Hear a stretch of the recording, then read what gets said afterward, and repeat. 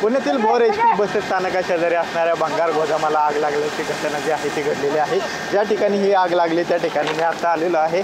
या ठिकाणी पाहिलं तर गेल्या अर्ध्या ते पाऊण तासापूर्वी या ठिकाणी या गोदामाला आग लागलेली होती आणि ही आग लागल्याची घटना घडल्यानंतर भोर अग्निशामक दलाचे जवान जे आहेत ते तात्काळ घटनास्थळी आले। त्याचबरोबर स्थानिक जे नागरिक आहेत त्यांनी सुद्धा या घटनास्थळी धाव घेतली आणि ही आग जी आहे ती खरं तर आटोक्यात आणण्यासाठी प्रयत्न केल्याचं पाहिलं होतं। आता पाहिलं तर ही आग जी आहे ती जवळपास आटोक्यात आलेली आहे आणि अग्निशामक दलाच्या जवानांकडून आता कुलिंगचं काम या ठिकाणी चालू असल्याचं आपल्याला पाहायला मिळते। खरं तर या भंगार गोदामात मोठ्या प्रमाणावर ज्वलनशील पदार्थ असल्यामुळे ही आग जी आहे ती अर्धा पाऊण तास जोरात धुमसत होती। त्यामुळे मोठ्या प्रमाणावर आगीचे लोट जे आहेत ते संपूर्ण या परिसरात पसरलेले होते। मात्र आता जर पाहिलं तर ही आग जी आहे ती आटोक्यात आलेली आहे आणि भर अग्निशामक दलाचे जवान जे आहेत ते या ठिकाणी ही संपूर्ण आग जी आहे ती खरं तर त्यांनी शमवलेली आहे आणि आता हे सगळं आग ठिकाणी हे कुलिंगचं काम जे आहे ते भोर अग्निशामक दलाच्या जवानांकडून सुरू असल्याचं आपल्याला पाहायला मिळते। त्या खरं तर या आगीत मोठं नुकसान जे आहे ते या